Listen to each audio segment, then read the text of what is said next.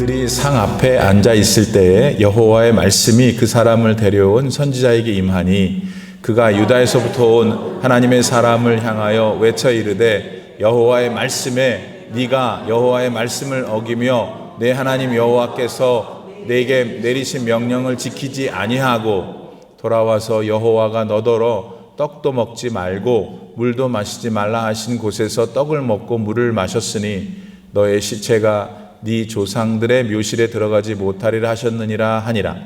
그리고 자기가 데리고 온 선지자가 떡을 먹고 물을 마신 후에 그를 위하여 나귀의 안장을 지으니라.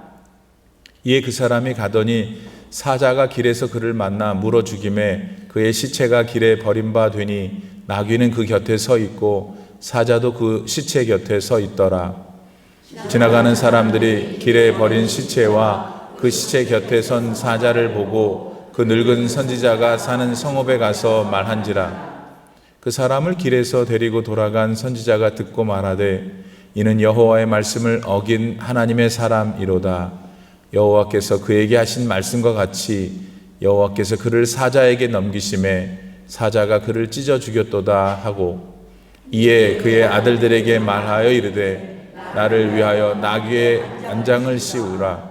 그들이 안장을 지음에 그가 가서 본즉 그의 시체가 길에 버린 바 되었고 나귀와 사자는 그 시체 곁에 서 있는데 사자가 시체를 먹지도 아니하였고 나귀를 찢지도 아니하였더라. 늙은 선지자가 하나님의 사람의 시체를 들어 나귀에 실어 가지고 돌아와 자기 성읍으로 들어가서 슬피 울며 장사하되 곧 그의 시체를 자기의 묘실에 두고 오호라 내 형제여 하며 그를 위하여 슬피 우니라. 그 사람을 장사한 후에 그가 그 아들들에게 말하여 이르되 내가 죽거든 하나님의 사람을 장사한 묘실에 나를 장사하되 내 뼈를 그의 뼈 곁에 두라. 그가 여호와의 말씀으로 베델에 있는 제단을 향하고 또 사마리아 성읍들에 있는 모든 산당을 향하여 외쳐 말한 것이 반드시 이룰 것임이니라. 여로보암이 이 일 후에도 그의 악한 길에서 떠나 돌이키지 아니하고 다시 일반 백성을 산당의 제사장으로 삼되 누구든지 자원하면 그 사람을 산당의 제사장으로 삼았으므로 이 일이 여로보암 집의 죄가 되어 그 집이 땅 위에서 끊어져 멸망하게 되니라. 아멘. 하나님의 말씀입니다. 할렐루야. 우리 정말 많은 교우들이 출타 중이신데도 이렇게 또 많이들 나오셔서 함께 하나님께 예배 드릴 수 있어서 참 좋습니다. 이런 기회를 주신 하나님을 찬송합니다. 또 슬픈 일을 맞으신 두 가족들, 이제 장례 예배가 토요일로 다가오고 있는데 남은 기간 동안에도 하나님께서 모든 유족들을 위로해 주시고 용기 주시고 소망 주시기를 기도합니다. 자, 오늘 말씀은 우선은 좀 특이한 그 이야기죠. 특이한 이야기이기도 하고 얼핏 보면은 이게 뭐 어떻게 이런 일이 일어나지? 이런 생각들이 들 수밖에 없는 겁니다.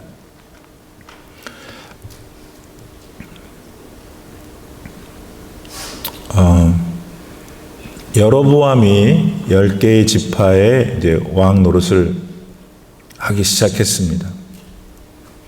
나머지 12개는 12개의 지파 중에서 2개는 르호보암 왕을 따르는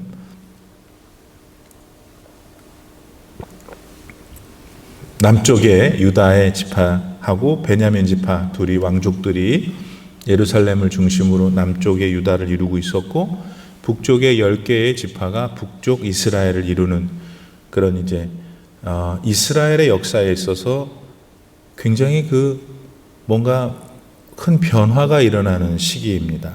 이것을 여러분이 성도님들이 일단 기억하셔야 돼요. 성경의 어떤 이야기가 말씀이 그냥 어떤 역사 속의 흐름 속에 한 이야기가 나올 때도 있고 뭔가 어떤 역사를 마무리하고 또 새로운 역사를 쓰는 그 기간에 또 어떤 사건들이 생기기도 하고 그래요. 이럴 때 하나님께서 조금 다르게 역사하시는 것들을 보게 돼요. 예를 들면 뭔가 변화가 생기고 여기서 일로 새롭게 옮긴다 할 때는 하나님께서 굉장히 민감해 하셔요. 오늘이 그런 시기예요.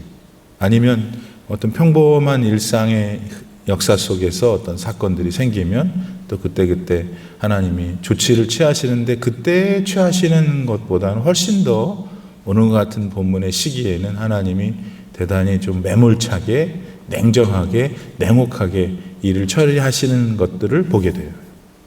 이제 그게 뭔지 이제 우리가 설설 하나씩 풀어가야 되는데, 우선은 말씀드린 대로 남쪽 유다 남쪽 유다의 2지파, 북쪽 10개의 지파의 북이스라엘 이렇게 돼 있다고 했어요. 북쪽 이스라엘을 다스리게 된 여로보암이라는 사람이 이렇게 이제 왕노릇을 하는데 자꾸 자기 10개의 지파에 속해 있는 사람들이 제사를 드리러 남쪽으로 가는 거예요. 예루살렘에 제사를 성전이 있으니까. 그러다 보니까 여러분이 아시는 대로 몸이 다른 거예요. 자꾸 밑으로 내려다가 보면은 자기 백성들을 뺏기니까 여로보암이 고안해낸 게, 그러면 자기네 땅, 북쪽 이스라엘에 속한 땅, 맨 밑에 베델, 맨 위에 단, 이 지역에다가 자기 백성들이 제사를 드릴 수 있는 제단을 만들어야 되겠다. 그렇게 해서 만들었고 제단에 금송아지를 갖다 놓은 거예요. 그래서 그것이 우리를 구원하신 여호와 하나님이라고 가르치면서 이제 그런 일들이 일어나고 있으니까 하늘의 하나님께서 이거 지금 같은 이스라엘 사람들이 정치적으로 종교적으로 나뉘어지는 이런 엄청난 변혁기에 하나님의 마음은 원래 뭐겠어요? 이 북쪽 이스라엘 사람이든 남쪽 유다 사람들이 다 같이 하나님만 찬양하고 창조주를 찬양하고 그들의 구원의 하나님을 찬양하고 그렇게 찬양하고 감사하고 축복을 받으면서 옆에 나라 사람들한테 살아계신 하나님을 증거케 하는 게 이 민족을 선택한 이유이잖아요.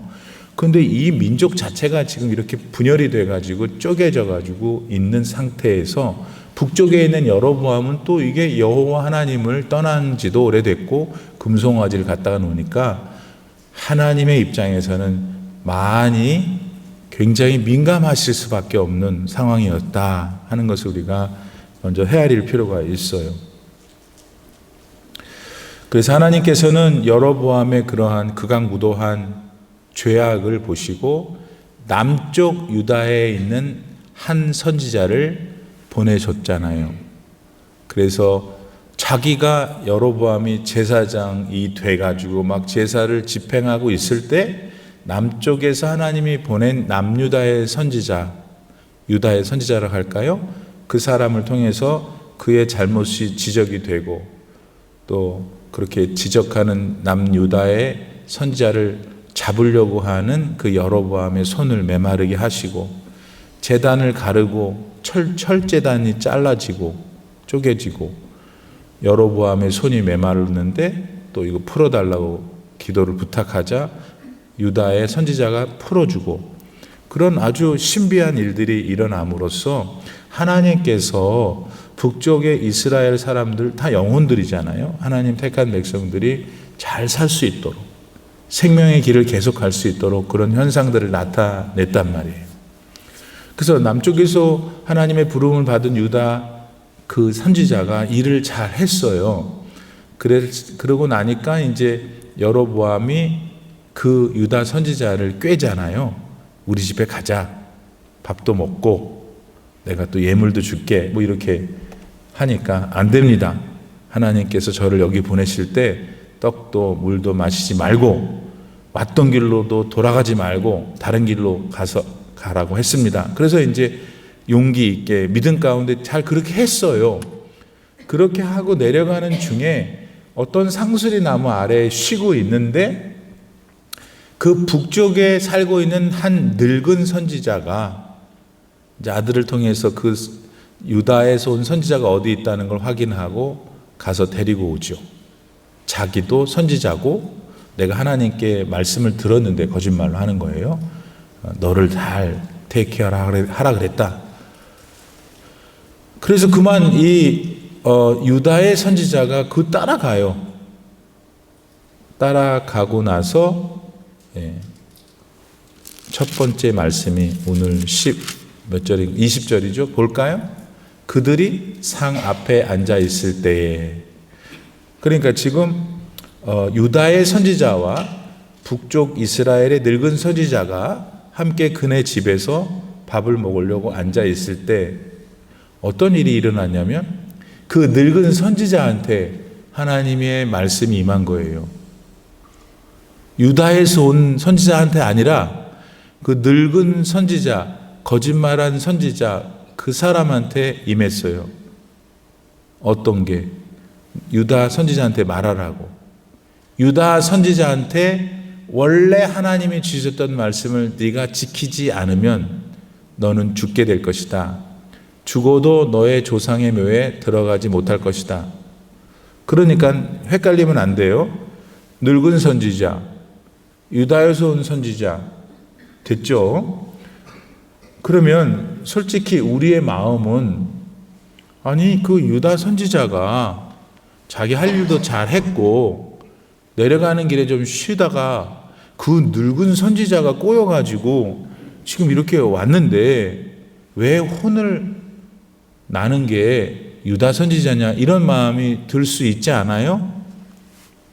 잘못을 해서 내리칠 사람이 있다면 그 늙은 선지자지 꿰가지고 거짓말해가지고 데려왔으니까 그게 우리들의 보편적인 생각일 가능성이 있어요. 그런데 성경은 이상하게도 그것도 늙은 선지자에게 하나님이 말씀을 전하라고 해서 유다에서 온 선지자한테 말하기를 네가 내가 준 말대로 하지 않으면 네 묘실에 들어가지 못한다.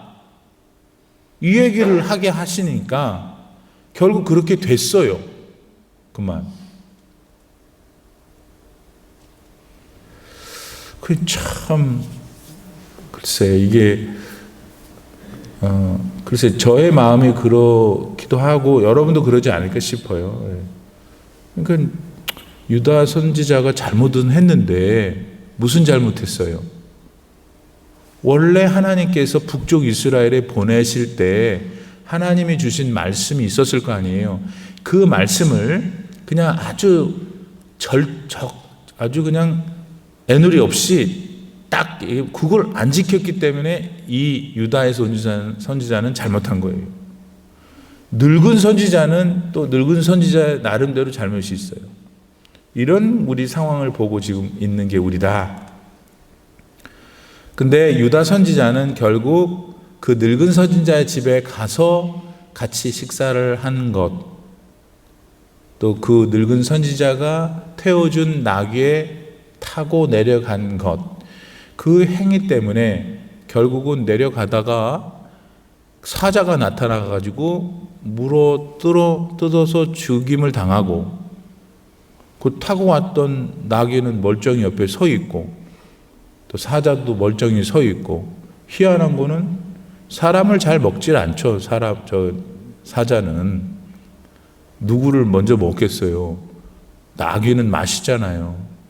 나귀는 또 먹지 않고 지금 상상해 보면 어떻게 되겠냐면 유다의 선지자는 지금 자빠져 있고 사자는 옆에 서 있고 그 나란히 나귀도 서 있고 이건 뭐 코미디도 아니고 지금 이상한 상황인 거예요. 아주 희한한 상황이 전개되고 있다. 그 이후에 이제 그런 사실을 알게 된 늙은 선지자가 다시 그곳에 와서 그 시신을 걷어 자기 동네로 돌아가고 자기 아들들한테 말하기를 내가 죽으면 이 사람 유다의 선지자가 묻힌 곳에 나도 묻게 해달라. 그렇게까지가 이제 32절까지고 33절 이하에는 이제 그 북쪽에 있는 여로보암에 대한 한마디를 더하죠. 여로보암은 여전히 지 마음대로 악을 행하더라. 뭐 이게 골자예요. 이게 지금 전체적인 오늘 우리가 읽은 이야기의 내용이에요. 다 알아들으셨죠? 자, 그러면 이제 이게 어떤 의미를 담고 있는가를 우리가 접근을 해야 되는데 상당히 무서운 내용이 많이 들어있어요. 그래서 오늘 같은 날은 여러분이 좀 우리 식구들도 좀 줄고 그래서 즐겁고 재밌는 얘기 좀 하고 싶었는데, 그러나 즐겁고 재밌는 얘기는 아니더라도, 그리고 무서운 얘기지만 저는 주어를 하나님으로 해서 오늘 말씀을 전하려고 그래요. 지금 하나님은 이 사람들을 다 사랑하시는 거예요. 북쪽에 있는 사람이든 남쪽에 있는 사람이든 어떻게든지 얘네들을 사랑하시기 때문에 살리려고, 재미있게 살라고, 행복하게 살라고, 이 땅에 사는 동안에도 그렇게 살라고, 내 자녀로.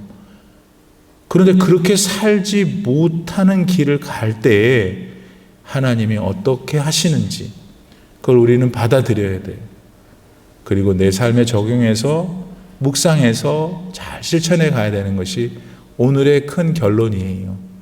그러면 하나님은 어떤 마음이시길래 이와 같은 희한한 상황, 그리고 왜 유다의 선지자만 그러셨을까 하는 상황, 그걸 생각해 보았으면 좋겠습니다.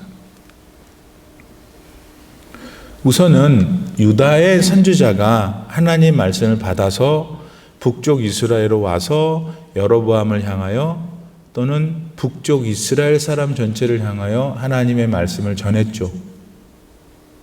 그러니까 지금 그들이 행하고 있는 하나님께 예배하지 않고 자신과 우상을 섬기고 있는 그들을 지적했잖아요. 하나님의 말씀을 통해서.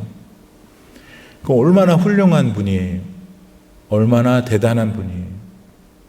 오늘 우리가 이 땅에 사는 동안에 우린 예수 믿고 병 안 걸리고 자녀 잘 되고 행복하고, 예수 믿고 병 안 걸리고 자녀 잘 되고 행복하고, 이것만 내내 하는 게 아니죠? 우린 여러분 예수님 믿어 하나님의 자녀가 됐다는 것을 알아야 돼요. 그게 제일이고 어떻게 보면 전부예요. 여러분 그 이외에 뭐 자녀들과의 관계, 나의 건강의 문제, 장래의 문제, 이런 것들이 굉장히 중요하지만 여러분 더 중요한 것은 내가 하나님의 자녀가 됐다는 거예요. 하나님의 백성이라는 거예요. 그러면 하나님의 백성으로서 살면서 우리는 하나님의 백성인 것도 하나님 말씀 때문에 알게 됐고, 하나님 백성으로서 이 땅에 사는 동안에 내게 주어진 수명 동안에, 수명이 있는 동안에 해야 할 일도 하나님 말씀을 통해서 알게 됐고, 또 배워가고, 잘 알기는 하는데 못 지키는 것은 또 하나님께 회개하고, 그렇게 지금 이제 살아가는 거잖아요. 맞습니까? 그 살아가는 삶에 있어서 우리는 말씀 앞에서 말씀을 전하는 사람도 돼야 된다는 거죠. 목사님처럼 이렇게 매일 서서 여러분에게 시간에 맞춰서 서브하는 것은 저에게 주어진 독특한 은사요, 기회이기도 하지만, 여러분은 그러면 절대로 나는 뭐 말씀을 듣는 사람이지 전하는 사람은 아니야 라고 할 수가 없다는 거예요. 왜냐하면 우리가 말씀을 받아 그 말씀을 실천하고 우리가 다른 사람한테 예배 좀 나오세요, 교육 예배 좀 나오세요, 이렇게 말하는 게 전부 다 말씀을 전하는 거라고 할 때 우리 모두 다 말씀을 전하는 사람이라 이거예요. 그러면 유다에서 하나님의 말씀을 받아 여로보암에게 갔던 그 유다의 선지자는 하나님의 말씀을 맡은 자라고 할 때 우리 역시 유다의 선지자와 공통 분모가 있어요, 없어요? 있죠. 하나님의 말씀을 전하는 자, 전해야 되는 자. 근데 이 말씀을 전하는 사람이 그 말씀 자체를 본인이 불순종을 하게 되면, 이 사람은 말씀을 맡아서 전했던 사람이니까 하나님이 웨이브를 시켜주지 않는다라는 거예요. 그것이 냉혹한 결과잖아요. 우리가 인간적으로 보면 유다의 선지자는 참 좀 동정이 간단 말이지, 올라가서 최선을 다했고 여로보암 앞에서 그렇게 혁혁한 믿음의 자세를 취했고 아주 내려오다가 힘들어서 상수리 나무에 있는데 이 늙은 선지자가 꼬여가지고 갔다. 이게 지금 우리의 정서일 때 우리는 그 사람 편인데, 하나님께서는 그렇게 하지 않으셨다는 것이 우리가 지금 좀 서먹하다는 거예요. 그런데 이거를 해결해 가려면 우선 유다의 선지자는 그 사람이 어떤 동정을 우리에게 받던 간에 냉혹하게 얘기해서 그는 하나님의 말씀을 맡아서 올라간 사람이고 하나님 말씀대로 했고 이제 내려가면 다 자기 임무를 완수할 사람인데 못했어요. 그 부분을. 그랬을 때 하나님께서 유다의 선지자를 어떻게 하셨냐면 이렇게 조금 그 끝이 비참하게 하셨다. 이것이 현실일 때 우리가 어떻게 하나님 말씀을 왜곡할 수 있겠어요? 나타난 일인데. 그럼 우리가 여기서 뽑아내야 될 교훈은 뭐냐면 말씀을 맡아 알고 그 말씀을 실천하며 그 말씀을 증거하는 사람도 그 말씀을 불순종하면 어떻게 된다? 하나님 앞에 혼이 난다 이거예요. 그리고 봤더니 야고보서 3장 1절에 보니까 이런 말씀을 하셔요. 내 형제들아 너희는 선생된 우리가 더 큰 심판을 받을 줄 알고 선생이 많이 되지 말라 이러시는 거예요. 이게 뭐냐면 이게 하나님 말씀입니다. 이거 막 이렇게 많이 알고 많이 가르치는 그 사람은 그거 나름대로 가치가 있죠. 알아야 되죠. 그러나 그거 많이 알고 막 가르치는 것이 다는 아닌 거예요. 본인이 그걸 지켜야 되지, 본인도. 고린도전서 9장 27절에서 사도 바울이 어떤 말씀을 하는지 들어보세요. 내가 나의 몸을 쳐서 복종하게 함은 내가 남한테 전파한 다음에 내 자신이 도리어 버림을 당할까 두려워함이로다. 그러니까 지금 여러분 믿음의 사람들 중에서 정말 하나님께 택함 받아 쓰임 받은 사람들을 보세요. 뭘 말하고 있냐면 내가 지금 하나님 말씀을 많이 받았다 이거예요. 많이 아는 거예요. 또 그 말씀을 실천하고 살고 있죠. 그런데 그 분 중에 한 분인 야고보와 그 분 중에 한 분인 바울은 무슨 얘기를 하냐면 하나님의 말씀을 많이 알고 있는 것도 중요하지만 그리고 또 그것을 가르쳐주는 역할하는 것도 중요하지만 많이 알고 가르쳐주는 그 사람이 실제 그 말씀을 본인이 지키지 않을 경우에 하나님한테 혼난다 이거예요. 그러고 나서 보니까 우리가 좀 생각할 게 남죠. 네. 자, 그 다음에 지금 유다의 선지자한테 말씀을 주셔서 올려보냈어요. 그래서 유다의 선지자는 그 말씀대로 여로보암에게 했어요. 그리고 돌아 내려왔어요. 말씀대로. 그 상수리 나무에 앉으면서 유혹이 이제 시작된 거예요. 결국 거기서 상수리 나무에서 늙은 선지자가 찾아와 거짓말로 내가 선지자인데 내가 여호와께 말씀을 받았는데 너 우리 집에 가서 쉬어야 된다. 그것 때문에 휙 미혹받아서 돌아갔어요. 그 부분부터는 말씀이 지켜지지 않은 거예요. 그러면 여러분 다르게 보면 하나님께서 아이고 그래 그럴 수도 있겠지. 그렇게 만약에 하셨다면 그 상황에 대한 다른 사건이 전개되지 않았을 거예요. 그런데 아니 상수리 나무에서 쉬다가 거짓말한 사람 때문에 미혹받아서 갔는데 경을 칠 일이 이 유다 선지자에게 나타났다라고 하는 것이 우리는 못마땅하지만 마치 멀쩡한 욥한테 그렇게 고생을 시키는 시련을 주신 하나님이 우리 못마땅하잖아요.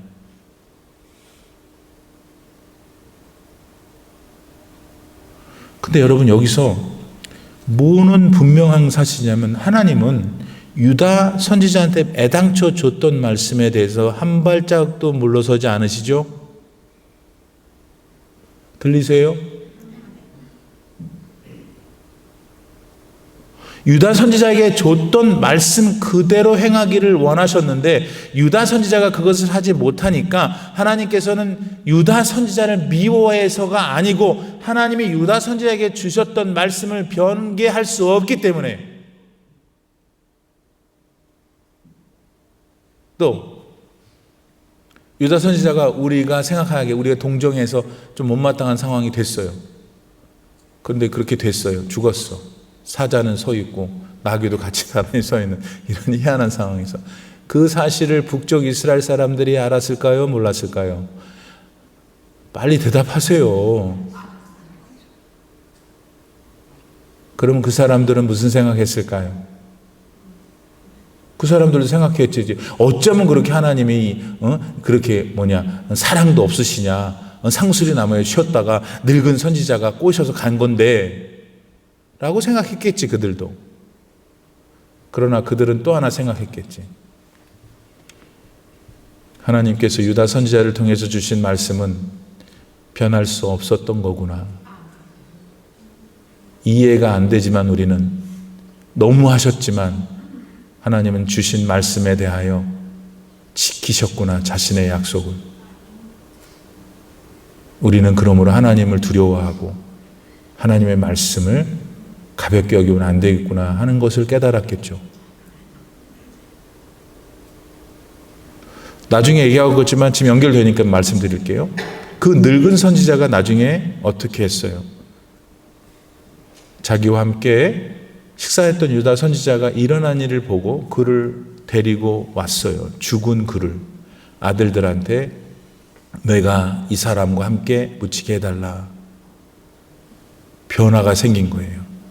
늙은 선지자에게 변화가 생겼어요. 속였고 무슨 동기였는지는 알 수 없지만 자기가 잘못한 걸 알게 된 거예요. 어떻게 할 수 있어요? 왜 그 죽은 남쪽 유다의 선지자와 함께 묻혀달라고 했냐면 이 사람을 통해서 얼마 전에 여로보암 앞에 선포되었던 하나님의 말씀을 믿게 된 거예요. 무슨 선포했는데 너네들 이 여로보암의 모든 족속들 다 하나님이 진멸하실 것이다. 훗날 이 사건이 있었던 이후 500년이 지나 요시아라는 왕이 하필 여로보암이 그 산당에서 행했던 모든 그 후손들, 그들이 묻혀있던 모든 그 묘실들을 다 파헤쳐서 그 뼈다귀들을 다 뼈다귀가 있었는지 잘 모르겠지만 다 풀어 헤쳤다고 그랬어요. 너무 무섭죠, 여러분. 500년 전에 하나님이 남쪽 유다의 선지자를 통해서 예언케 하신 일을 500년 후에 실제로 일으키셨다고요. 그때 남쪽 유다의 지금 이 주인공 선지자와 함께 묻혔던 늙은 선지자는 파헤침을 받지 않았어요. 그래서 늙은 선지자가 그 말씀에 변함없는 하나님의 말씀을 보고 깨닫게 된 거예요. 예수님께서 당신이 안식일에 막 메마른 손이 메마른 자를 막 고치시고 밀밭에 있는 그 밀을 따먹고 하니까 막 바리새인들이 놀래가지고 막 안식일에 왜 이 일을 하냐고 막 이렇게 난리를 치니까 아니 이 사람들아 안식일이 사람을 위해서 있는 거지 사람이 안식일 수 있는 거냐 그렇게 말씀을 하니까 바리새인들이 생각할 때 이게 하나님이 주신 그동안의 율법을 이분이 자꾸 뭔가 약간씩 바꾸는 것 같은 거야. 그러니까 이거 죽일 마음을 생긴 거죠. 자기들의 이해관계, 자기들의 목표, 자기들의 꿈 그것으로 만들어놓은 하나님의 말씀, 하나님 말씀이 아니지. 아니 예수님은 하나님이신데 안식일을 기억하여 거룩히 지키라고 주신 분이 그분인데 그분을 향해서 왜 다른 거를 붙이냐 이러고 있는 거예요. 그러니까 예수님께서 뭐라 그러셨어요? 마태복음 5장 18절 진실로 너희에게 이르노니 천지가 없어지기 전에는 율법의 1.1획도 결코 없어지지 아니하고 다 이루리라. 안식일을 기억하여 거룩히 지키라고 하는 것을 지키시면서도 그 하나님의 말씀의 의미가 무엇인지를 가르쳐 주시고 계시는 거예요. 그런 거지 율법 자체를 변화시키시는 게 아니라는 거예요. 본인이 직접 얘기를 하시잖아요. 본문에 돌아와서 이 사건이 벌어지고 있을 때 남쪽 유다에게 주신 하나님의 말씀, 하나님, 그분이 주신 말씀은 변함이 없는 거고 예수님도 훗날 이 땅에 직접 내려오셔서 말씀하신 와우 안 바뀐다 이거예요. 갈라디아서 1장 8절에서 사도 바울은 이것을 알았죠. 유대인이었고 바리새인이었던 그는 이렇게 말해요. 그러나 우리나 혹은 하늘로부터 온 천사라도 우리가 너희에게 전한 복음, 하나님 말씀이 예수님이죠. 외에 다른 복음을 전하면 저주를 받을지어다. 그러니까 계속 일관된 컨시스턴트한 게 뭐냐면 하나님이 말씀하셨으면 그건 변함이 없다. 영원히 지켜진다는 거, 반드시 지켜진다는 걸 알아야 해요. 요한복음 3장 16절 하나의 단순하면서도 너무나 정확하고 명확하고 반드시 알아야 될 진리. 하나님이 세상을 이처럼 사랑하사 독생자를 주셨으니 누구든지 그를 믿는 자마다 멸망치 않고 영생을 얻게 하려 하십니다. 말씀이잖아요. 이 말씀이 선포됐어요. 변개치 않는 거예요. 그렇게 되는 거예요, 여러분. 그런 것들을 우리가 오늘 본문 이 희한한 이야기 속에서 캐치해야 된다. 또 하나가 있어요. 일단 유다의 선지자는 갔어, 처음에 여로보암한테. 그래서 용기 있게 얼마나 멋있어요. 그 여로보암이 지금 얼마나 긴장하고 얼마나 화가 나 있고 막 그랬겠어요. 심정적으로 평안하지가 않잖아요. 지금 10개의 지파를 줬는데 자기 백성들이 자꾸 남쪽에 내려가서 르호보암한테 붙을 것 같으니까 지금 긴장, 이런 상황이잖아요. 그래서 막 정신이 나가버리니까 자기가 막 제사장도 자기가 해버리고 있는 이런 때에 그 앞에 서가지고 너 잘못하는 거야 이러니까 그럴 정도로 유다에서 온 선지자는 용기 100배 했고 말씀 앞에 딱 서서 했단 말이에요. 잘했죠? 그랬는데 이제 돌아오면서 다시 상술이 나면 신비한 건데 아무튼 그래서 이런 일이 생겼단 말이에요. 그러니까 우리의 언어로 보면 partial obedience, 부분적인 순종을 한 거라고 해서 말하자면 표현할 수 있겠죠. 그러나 알아야 될 것이 있어요. 부분적인 순종이라고 그래도 목사님 그래도 뭐 했잖아요 한 70%는 라고 우리끼리는 말할 수 있으나 하나님께는 부분적인 순종도 불순종이다. 아멘이도 안 나오지. 내가 하나님 앞에 조금 잘했어요. 근데 그게 완전한 순종이 아닐 때가 있다는 거예요. 근데 우리는 그거 했기 때문에 이게 이제 좀 일본 말로 캄프라치가 돼서 캄프라치가 안 된다 이거예요.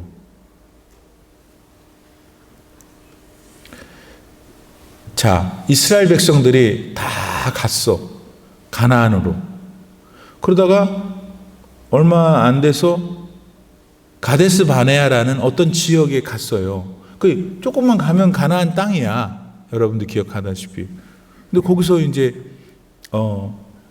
정탐꾼을 보내잖아요. 12명을. 다 돌아왔어요.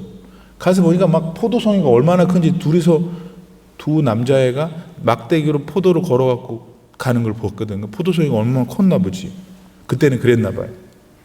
너무 기름지고 너무 좋아. 그런데 거기 살고 있는 사람 가운데 또 안악자손이라고 이게 거인들이 있었나요? 저 같은 거인들이 있었나요? 그러니까 막 쪼그라들어가지고 10명이 우리는 가면은 큰일 난다. 그 사람들에 비하면 우리는 메뚜기다. 막 이러고 있을 때 갈렙이 뭐라 그러냐면 여호수아와 갈렙이 아니 그러니까 하나님이 그 땅 우리한테 준다는 말 아닙니까? 난공불락의 그 아름다운 땅을 우리한테 준다고 했으니까 가면 됩니다. 그런 갈렙을 그 가나안 땅에 들어간 사람 2사람밖에 없어요. 그 많은 사람 다 죽고 20세 이하만 나눠놓고 나머지는 다 죽었어요. 근데 그 갈렙을 성경이 뭐라고 표현하냐면 이렇게 표현해요.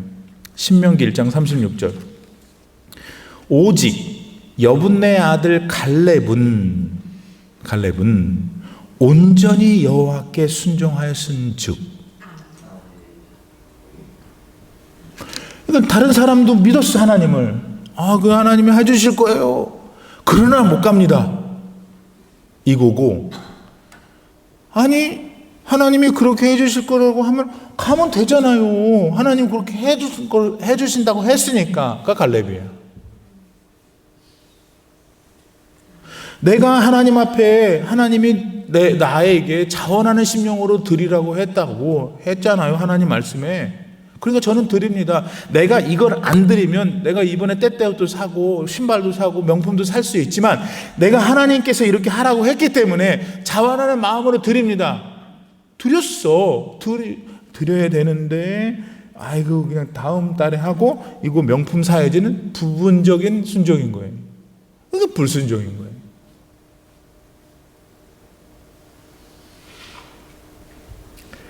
그러니까 여호와께 순종하였으니 그는 그것을 볼 것이요 그 땅을 볼 것이요 그가 밟은 땅을 내가 그와 그의 자손에게 주리라. 하나님은 계속해서, 우리는 끊겨져. 주신 말씀에 대해서 믿었다가 안 믿었다가 강했다가 약했다가. 근데 하나님은 주신 그 순간부터 영원히 그걸 보고 계신다는 것을 알아야 된다는 거예요. 그리고 불순종하잖아요. 그러면 그 결과가 나오는 거예요. 결과. 23절 24절에서 결국 그 결과를 보게 되잖아요.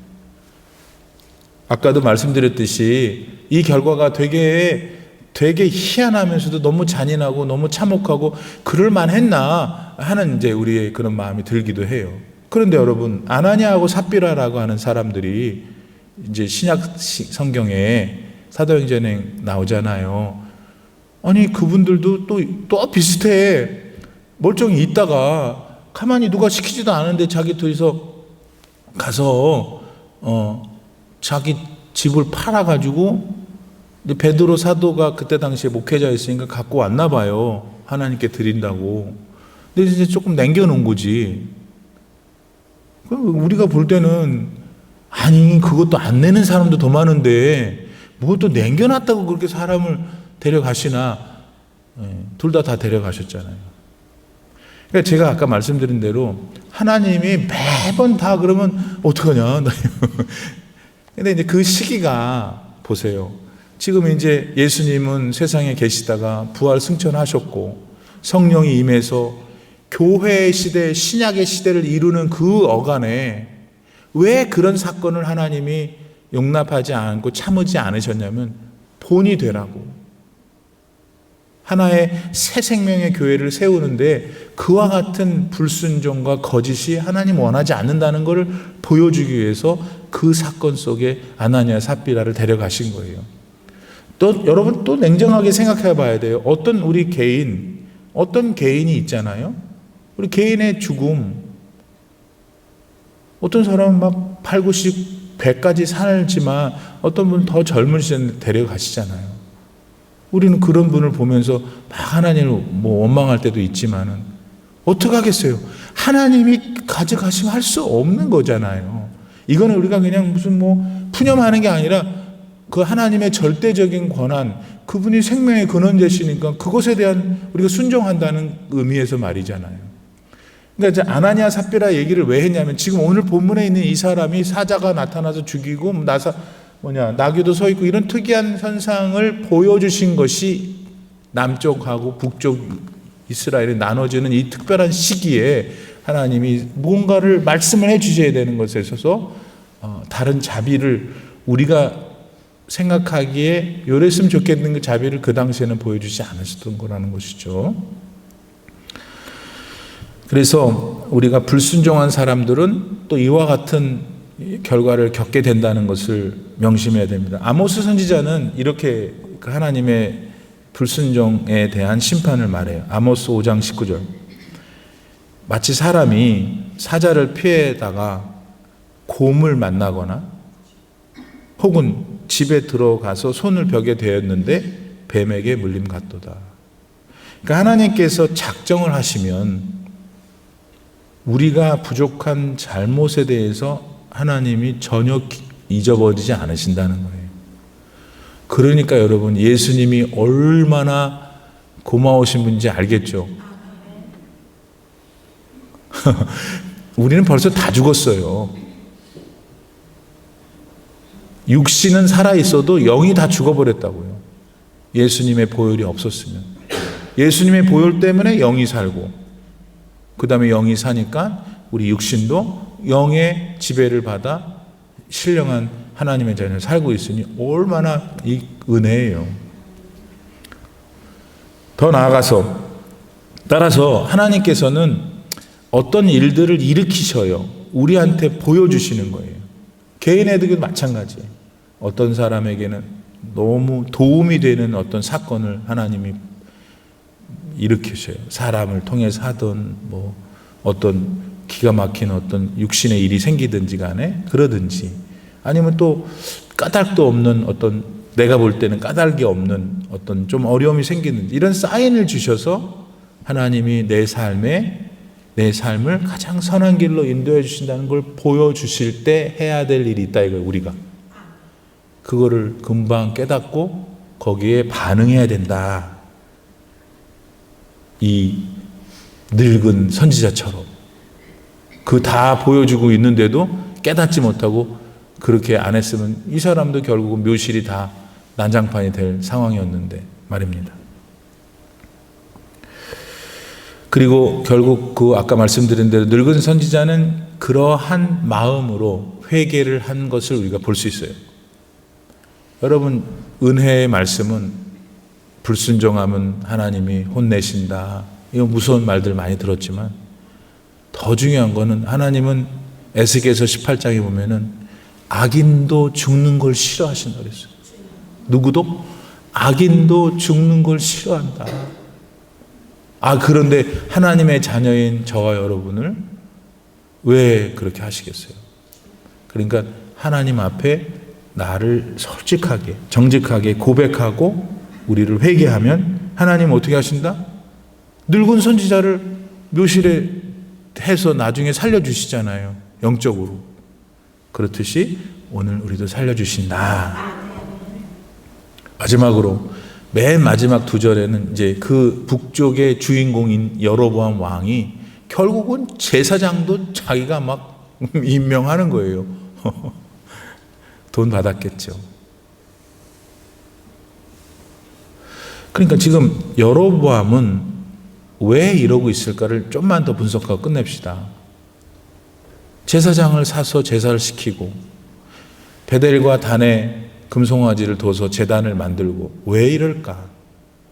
그 하나님을 향한 자신의 믿음, 혹은 백성들이 하나님을 향한 믿음을 갖도록 하는 것이었을까? 아니면 자신의 정권, 자신에게 이익이 되는 것을 위해서였을까? 너무 명약관화하잖아요, 여러분. 그런 걸 위해서 지금 이 사람은 죄를 짓고 있는 거예요. 알고 있어. 알고 있는데도 자기에게 이익이 되니까 계속 하는 거예요. 사랑하는 여러분, 하나님은, 저와 여러분의 아버지는 지금 이때 하나님이셔요. 하나님은 영원히 사시는 분이잖아요. 그러니까 그때도 그게 계셨고 지금 말씀을 통해서 이 시간에도 우리에게 계시잖아요. 정리하면 하나님은 우리가 잘 되길 원하신다. 어쩐다? 여러분이 잘 되길 원하는 거예요. 그러려면은 잘 되게 해주실 수 있는 유일한 분, 하나님을 바라봐야 되는데, 그만 우리가 이 상수리 나무가 문제야.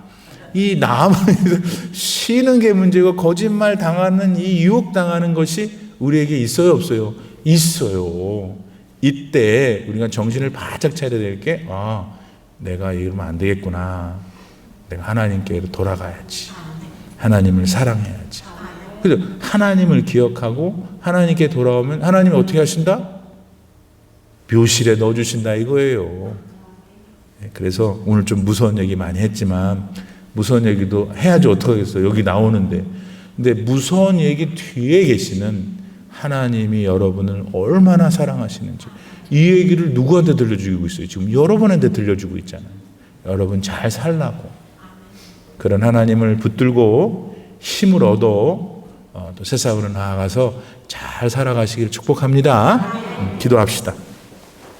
지금은 우리 구주 예수 그리스도의 무한하신 은혜와 우리 아버지 하나님의 그 극진하신 사랑과 성령의 감동 감화 충만하게 교통하심. 오늘 남쪽 유다에서 온 선지자, 북쪽 이스라엘에 있었던 그 늙은 선지자, 사자가 물고 나귀가 서 있는 이 희한한 이야기 속에 담겨진 우리 아버지 하나님의 마음을 깨닫고 나는 이제 이렇게 살 거야.